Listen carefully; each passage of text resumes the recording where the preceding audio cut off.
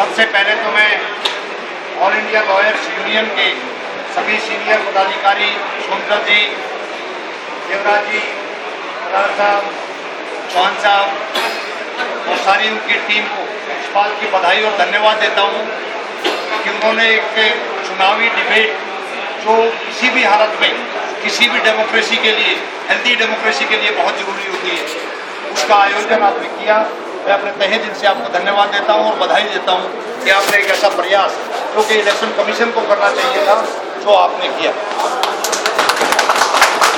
Delhi bar association में मैं लगभग 1988 में एज ए मेंबर इनरोल्ड हुआ और लगभग 26 साल से आप लोगों के बीच में भिन्न भिन्न रूपों में, एक ऑर्डिनरी मेंबर के रूप में, एक एडवोकेट के रूप में, आपके रिप्रेजेंटेटिव के रूप में, एज एडिशनल सेक्रेटरी के रूप में बहुत सेवा करने का मेरे को आपने अवसर दिया, मौका दिया।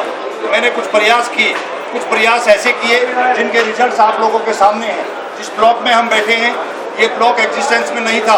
इसको बनाने का काम, इसको अपग्रेड करने का काम, इस तरह की सुविधाओं को आगे बढ़ाने का काम पूरी बार एसोसिएशन लेवल पे मैंने और मेरी एग्जीक्यूटिव कमेटी ने, आपने जितना टाइम भी मेरे को मौका दिया, मैंने पूरी दिन रात एक करके इस तरह के काम करने का आगे बीड़ा उठाया और वो रिजल्ट आप लोगों के बीच में है। इसके बाद मैं समझ रहा हूँ as a secretary of Delhi bar association मेरे सामने कई चैलेंजेस रहे। बाइफर्केशन का इशू मेरे सामने आया कि दिल्ली का पूरा जुडिशल सिस्टम क्या होना चाहिए। पूरे दिल्ली के जुडिशल सिस्टम को लेकर हम लोगों ने एक प्रयास ये किया कि दिल्ली का जुडिशल सिस्टम अगर सेंट्रलाइज रहेगा तो ज़्यादा यूनिटी और ज़्यादा लॉयर्स के पास काम ज़्यादा रहेगा। लेकिन अनफॉर्चुनेटली सरकार इस बात के लिए एग्री नहीं कर रही थी। हम लोगों के भारी विरोध और भारी प्रदर्शन और भारी एजिटेशन के बावजूद हम लोगों को बाइफर्केट कर दिया गया। लेकिन इस बाइफर्केशन के बाद भी हम लोगों की लड़ाई कोई ख़त्म नहीं हो गई है। आज भी हमारे को ये मुहिम आगे बढ़ानी पड़ेगी। आज क्वालिटी जस्टिस की बात करते हैं, जस्टिस गिरता जा रहा है। आज स्पीडी जस्टिस की बात करते हैं, स्पीडी जस्टिस खत्म हो गया है। आज जस्टिस है डोर स्टेप की बात करते हैं, कोई जस्टिस है डोर स्टेप दिल्ली के अंदर नहीं है। आज चीपर जस्टिस की बात करते हैं, जस्टिस बहुत महंगा होता जा रहा है। ये आप और हमारे से छिपा नहीं है।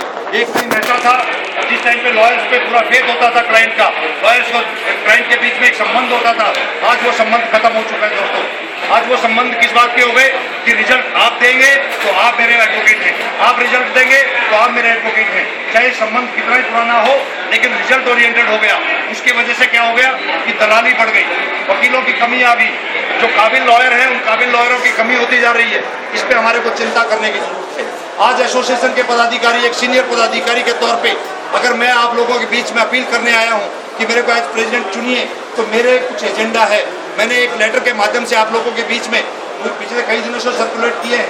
मेरे क्या एजेंडा है, मैं किन किन मुद्दों पे काम करूंगा, वो सब मैं आपके बीच में सर्कुलेट कर चुका हूँ।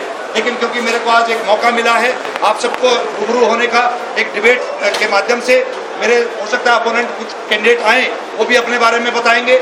ये सबसे बड़ा मैंने शुरू में बताया, जैसे कि डेमोक्रेसी के अंदर बहुत हेल्दी साइन होता है किसी भी रिप्रेजेंटेटिव को चुनने से पहले उसके बारे में जानने का। तो मैं आपसे ये बताना चाहता हूँ, अगर मेरे को आप एज प्रेसिडेंट चूज करते हैं तो मेरा एजेंडा ये जरूर रहेगा कि पूरी दिल्ली के अंदर कम से कम जुडिशियल सिस्टम जो है वो नीट एंड क्लीन हो। जुडिशरी के अंदर जो गड़बड़ है उसको कम से कम किया जाए और जुडिशियल सिस्टम को कम ठीक करने के लिए इनका जो चयन करने का तरीका है, हाई कोर्ट और सुप्रीम कोर्ट के अंदर जिस तरीके से कॉलेजियम सिस्टम चल रहा है, प्रेजेंट सिस्टम, इसका मैं सख्त विरोधी हूँ। मेरा ये मानना है इसको रिव्यू करना चाहिए, इसको चेंज करना चाहिए और इनकी सिलेक्शन के अंदर कंपैरेटिव आज का जो सिस्टम है, एक नया सिस्टम जिस तरीके से बिल पेंडिंग है, उस बिल में और मजबूती से कुछ सुझाव और देके उस बिल को पास होना चाहिए और उसके तहत ये बिल पास होकर जुडिशियल सिस्टम का सिलेक्शन पहले से बेहतर होना चाहिए। ये मेरा एक मानना है। जहाँ तक पूरे कॉम्प्लेक्स से जुड़ी हुई समस्याओं की बात है, बिल्कुल ठीक कहा मेरे से पहले पूर्व वक्ताओं ने कि ड्रिंकिंग वाटर का अरेंजमेंट नहीं है, टॉयलेट्स का बहुत बुरा हाल है। आज बार और बेंच के कोई संबंध नहीं रहे हैं। मैं मानता हूँ एक टाइम पे बार और बेंच के बहुत अच्छे संबंध होते थे, बीच में संबंध खराब हो गए। आज के दिन बार और बेंच का कोई रिलेशन और संबंध बचा नहीं है।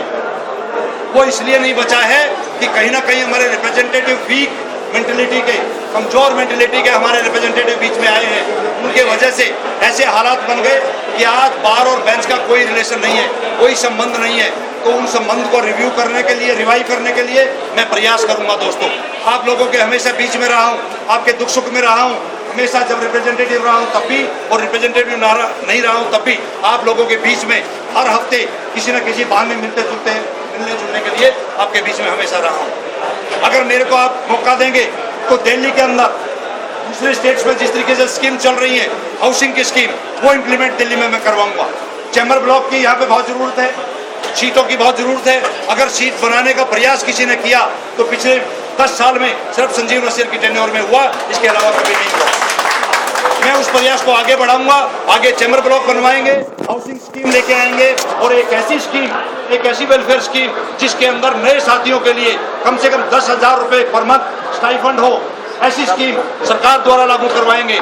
ऐसी स्कीम जिसके अंदर हमारे सीनियर मेंबर्स को अगर वो रिटायरमेंट चाहते हैं तो कम से कम 10 लाख रुपए बेनिफिट मिले, ऐसी स्कीम में लेके आऊंगा। जो हमारे मेंबर्स और हमारे परिवार के सदस्य हैं, अगर मेडिकल कैशलेस स्कीम, एक ऐसी स्कीम, हम और हमारे परिवार का अगर कोई सदस्य बीमार हो जाए तो हॉस्पिटल्स के अंदर, आज एक लेबर क्लास के आदमी के परिवार में अगर कोई बीमार हो जाए तो उसको दुनिया भर के हॉस्पिटल्स के अंदर कैशलेस स्कीम से ट्रीटमेंट मिलता है, लेकिन अफसोस के कहना पड़ता है हम लोगों के पास ऐसी कोई स्कीम नहीं है। एक ऐसी स्कीम एक टेन्योर के अंदर अगर मैं नहीं करवा के लाया तो मैं जिंदगी में कभी आपके बीच में चुनाव लड़ सकता हूं। जहां तक काम बढ़ाने की बात है, काम बढ़ाने के लिए पिछले 2.5 साल पहले मैं पिपली जुडिक्शन को, 2 करोड़ की जुडिक्शन को जिस जगह पे छोड़ के गया था, आज तक वो वहीं पड़ी हुई है। मैंने जिंदगी में कभी फाइलें नहीं बनाई। मैं जिंदगी में बिलीव करता हूं कि आप काम करने में बिलीव करो, आप फटाफट काम करो। फाइल बनने का मतलब है फाइल इस टेबल पे, कल को उसके टेबल पे, कल को तीसरे टेबल पे। मैं आया तो आप लोगों को विश्वास दिलाता हूं 3 या 4 महीने के अंदर, पहले पार्लियामेंट सेशन के अंदर पिपली जुडिक्शन 2 करोड़ रुपए लागू करूंगा और उसके बाद आगे के लिए अनलिमिटेड के लिए तैयारी करूंगा। आप लोगों से मैं अपील करता हूं कि आप 2 दिन बाद जो चुनाव है उसमें आपने मेरे व्यवहार और मेरी काबिलियत और मेरी अवेलेबिलिटी के आधार पे मैं आप सबसे ये अपील करता हूं, सिर्फ वोट नहीं, मेरे को सपोर्ट भी कीजिए। धन्यवाद।